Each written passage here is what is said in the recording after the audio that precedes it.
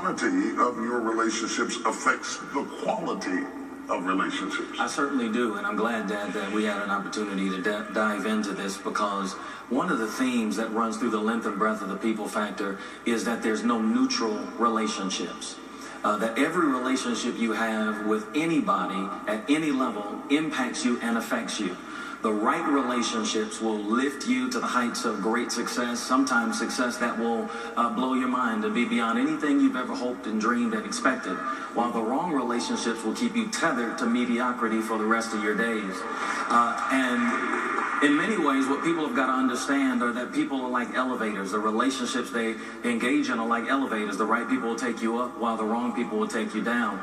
And this is what Proverbs 13:20 teaches us, that he who walks with the wise grows wise, but a counsel of fools suffers harm. And it puts then all the relationships in our lives in one or two categories. Either you're going to sharpen me and make me better, or you're going to be foolish and detrimentally affect my life. And the notion of quantity versus quality is significant, because we live in a day that tells us that you are special, you are significant if you've got a lot of followers and a lot of friends. Okay. When you start talking about social media and the impact that it has on our understanding of relationships. But when you really just strip all of that fluff away and get down to meaningful, life-changing relationships, less is more. You can't be friends with everybody. And one of the reasons that less is more is because there's a thin line between a parasite and a friend. Oh my God, that's a quotable right there. There's a thin line between a parasite and a friend. Give me that line of delineation. Well, the thing about it is a friend or a healthy individual in a relationship makes deposits. The way that God ordained relationships were that two individuals would give to the other so that none of them would be depleted. As I continue to pour into my wife and she continues to pour into me, then I never run empty and she never runs empty. But if you have multiple relationships with a number of different people, because you are a limited resource, you can't make deposits and add value to all of those different people. The only thing you can end up doing is taking from them, taking from them, taking from them. That's what a parasite does. A parasite leeches on you, adds no tangible value to your life, and slowly siphons and sucks the life out of you. When you've got multiple relationships, you're trying to be friends with thousands of people, you end up really being more parasite than a friend. Do you think that sometimes people need everybody to love them because they don't love themselves? Very much so. You cannot go into any relationship trying to understand worth and value. You have to know who you are and gain worth and value first, before you enter into any kind of relationship. And because if I don't know who I am, then number one, I can't add value to the relationship. And then my definition of who I am is based upon how you perceive me. And what if you perceive me in a way that's not congruent with who God says that I am and who I know that I am? When you find yourself in these situations, you talk about these toxic, I use the term toxic relationships that either diminish you or add value to you. Some people have a knack for hooking up with the wrong people.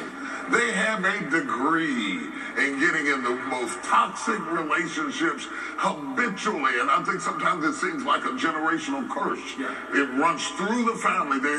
My mama did it, my grandmama did it, my auntie did it. Nobody in the family has ever modeled a healthy relationship. How do you break the trend, stop the pattern, end the curse, and begin to identify positive relationships and go up the elevator instead of down? Well, there are two significant things that has to be done. First of all, you've got to divorce yourself from this notion of loving people that are quote unquote your type. What you've got to do is to somebody ought to shout out for that. You've got to really pursue people of purpose and not people of your type, meaning that your type may be tall, dark, and handsome, but the person that God puts in your life for purpose may be short, fat, and bald-headed. And so what you've got to understand is that sometimes our type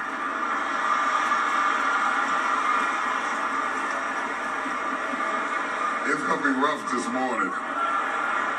sometimes our type is not the best thing that God has for us, because this notion of what your type is sometimes comes out of our past. It comes out of what the world teaches us is beautiful versus not beautiful. And a lot of times it has nothing to do with God's purpose. And so many individuals have really sacrificed their destiny on the altar of what they perceive their type to be. And what you've got to do is to get to your core. Who are you? Yes. Who has God called you to be? Yes. What are the values? What are the goals? What are the things that define my life? And then you've got to be selective. You can't be friends with everybody. You know, Bishop, I call you Dad, but we went to lunch yesterday. And we went to a great restaurant, and we sat at the table and we ordered. Now, you've got to evaluate people based upon that criteria. You may look good. You may even have something that maybe is attractive. Maybe you know some people in the field where I'm trying to move and excel. But are you good for me? 5 years down the road, is my life going to be better because of my interaction with you? Yeah, are you fattening people? And most people get into relationships so that the other person can tell you who you are.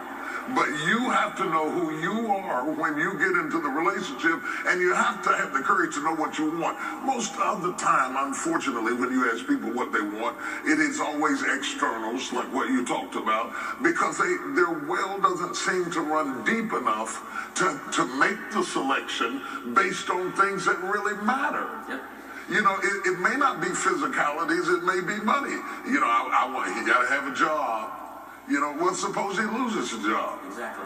You got to have a car. Well, suppose he wrecks the car. Yeah.